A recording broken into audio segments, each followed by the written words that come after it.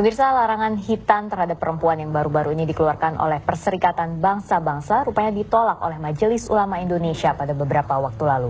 Alasannya, hitan perempuan ini aman dan sesuai dengan syariat Islam. Pemerintah Indonesia pun sejak 2010 sudah mengeluarkan peraturan guna melindungi perempuan yang ingin melakukan hitan.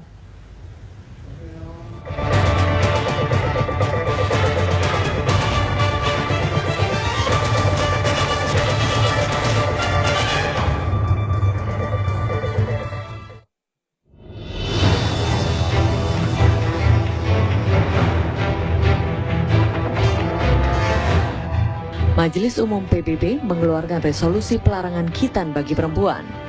PBB juga meminta 193 negara anggotanya mengeluarkan larangan khitan perempuan. Khitan dianggap sebagai perbuatan keji yang mengancam sekitar 3 juta gadis setiap tahunnya.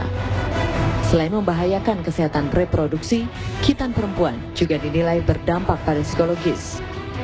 Menanggapi hal ini, MUI menolak tegas larangan khitan perempuan tersebut. MUI kemudian menggelar sosialisasi fatwa tentang sunat perempuan di kantor MUI Menteng, Jakarta Pusat, 21 Januari 2013.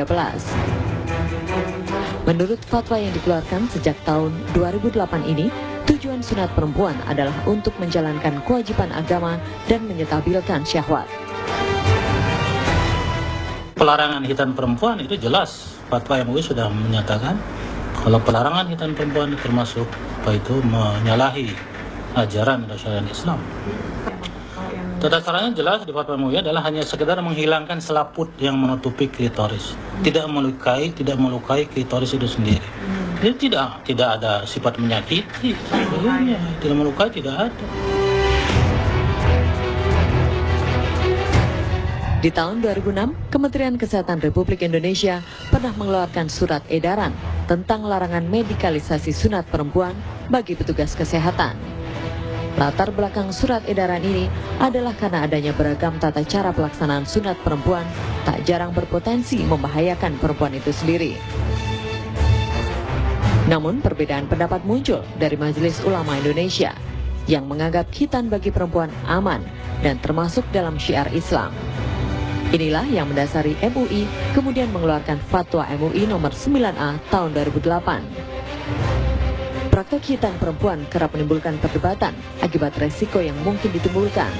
Sehingga pada tahun 2010, pemerintah kemudian mengeluarkan pengaturan resmi melalui Permenkes 1636/2010 tentang sunat perempuan.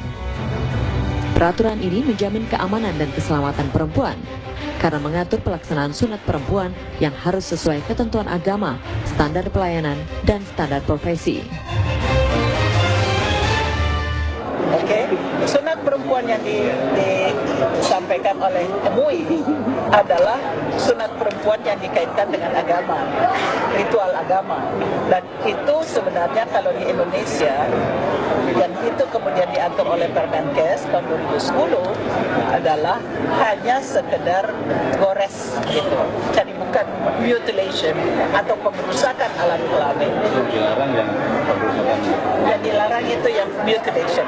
Iya, betul.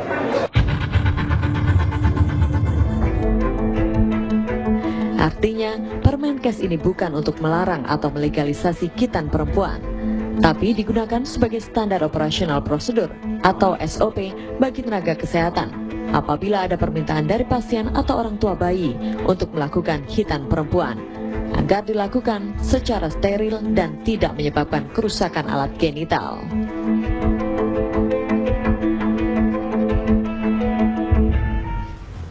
Ya, bagaimana sebenarnya tanggapan beberapa warga, khususnya perempuan di Indonesia, terhadap khitan terhadap perempuan? Berikut ini. Kalau menurut saya sih bagus ya, saya setuju. Soalnya itu kan menjaga kebersihan ya. Ya jadi setuju-setuju aja. Iya. Sunat perempuan bagus, Mbak.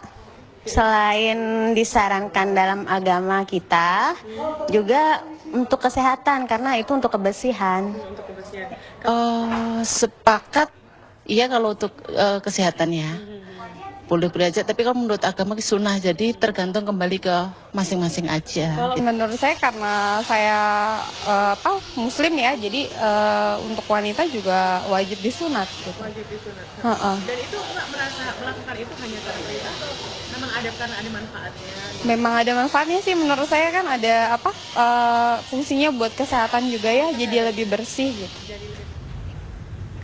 Ya, sunat perempuan masih dipraktikkan secara luas di beberapa negara dengan cara tradisional. Iya, namun Badan Kesehatan Dunia atau WHO menyatakan sunat bagi perempuan ini tak memberikan manfaat dari sisi medis.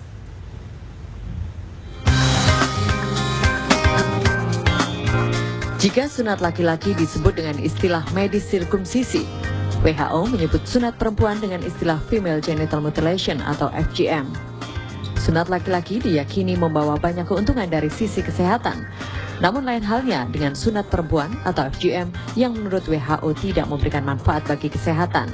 Prosedur sunat perempuan yang umumnya dilakukan saat bayi sampai berusia 15 tahun beresiko menimbulkan perdarahan hebat, shock dan infeksi, bahkan infertilitas, kista dan komplikasi persalinan muncul sebagai dampak jangka panjangnya. Data WHO, hanya 18% sunat perempuan dilakukan oleh petugas kesehatan. Sebagian besar dilakukan oleh tukang sunat tradisional. Inilah yang kemudian dinilai berbahaya karena adanya praktek yang dilakukan oleh dukun tradisional dengan memotong menggunakan alat-alat yang tidak higienis seperti pisau cukur, bambu yang ditajamkan, dan tanpa dilakukan bius. Sehingga setiap sayatan sangat jelas dirasakan oleh si anak. Tidak heran, banyak kasus ditemukan anak perempuan yang meninggal karena perdarahan hebat atau infeksi. Afrika menduduki peringkat 1 sebagai benua dengan angka sunat perempuan tertinggi, kemudian disusul Asia dan Timur Tengah. Menurut WHO, ada 4 tipe FGM, yaitu pertama, memotong seluruh bagian klitoris, kedua, memotong sebagian klitoris, ketiga, menjahit atau menyempitkan mulut vagina, dan keempat, menindik, menggores jaringan sekitar lubang vagina atau memasukkan sesuatu ke dalam agar terjadi perdarahan dengan tujuan memperkencang atau mempersempit vagina. Dengan adanya Permenkes tahun 2010, diharapkan khitan yang dilakukan di Indonesia tidak termasuk dalam FGM yang menakutkan, yaitu dengan memotong atau menggunting klitoris, melainkan hanya membuang selaput yang menutup klitoris dan tidak merusak alat genital dan dilakukan oleh tenaga medis yang telah terlatih. Kalau dengan cara yang benar, tentu saja secara medis paling berbeda dengan laki-laki. Kalau laki-laki kan digunting ya propetiumnya sehingga si gland itu kelihatan, dan itu akan membuat si penis itu akan bersih dan kotorannya tidak akan terselip di bawah kulit propetium di atas penis itu, di gland penis. Nah, pada klitoris seperti itu juga, tetapi karena klitoris itu kecil, ya kecil lah, sebesar kacang hijau begitu, ya mungkin maknanya secara medis tidak begitu diperhatikan ya. Tetapi sebenarnya dengan mengungkap fasianya atau selaput yang menutupinya, secara medis justru memperbaiki kesehatan perempuan itu sendiri. Ritual khitan perempuan sejatinya telah ada sejak ribuan tahun lalu dan masih berlangsung hingga kini, khususnya di negara-negara Afrika, Mesir, dan Asia. Pelakunya bukan saja masyarakat Muslim, tetapi juga agama lainnya, seperti di Ghana yang mayoritas beragama Nasrani. Khitan merupakan suatu operasi kecil yang tidak berbahaya jika dilakukan oleh tenaga medis secara steril dan benar. Ya, jika di Indonesia khitan terhadap perempuan ini masih menjadi perdebatan, nah di negara-negara lain ini khitan terhadap laki-laki pun masih menuai pro dan kontra. Namun ada juga negara yang sebelumnya tidak memiliki tradisi khitan, kini gencar mengkampanyekan khitan bagi laki-laki untuk mencegah penyebaran HIV/AIDS.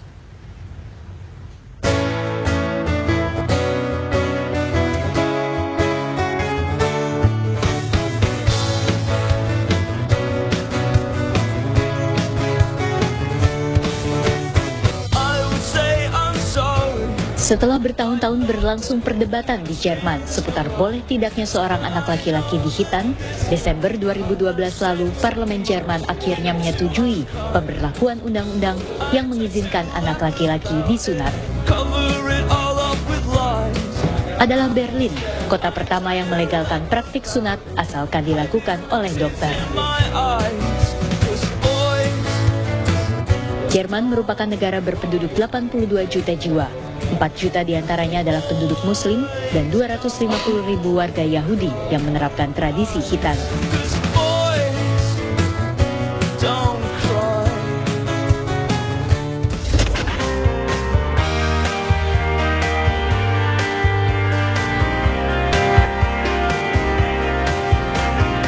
Sementara di Belanda, sunat bagi anak laki-laki masih menjadi pertentangan. Federasi Dokter Belanda menilai sunat berbahaya dan melanggar hak anak.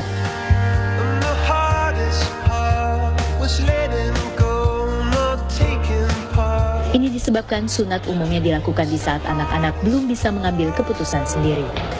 Tentu saja hal itu ditentang organisasi masyarakat Islam dan Yahudi di negeri kincir angin tersebut. Sedangkan tindakan khitan pada perempuan di Belanda terancam hukuman 12 tahun penjara.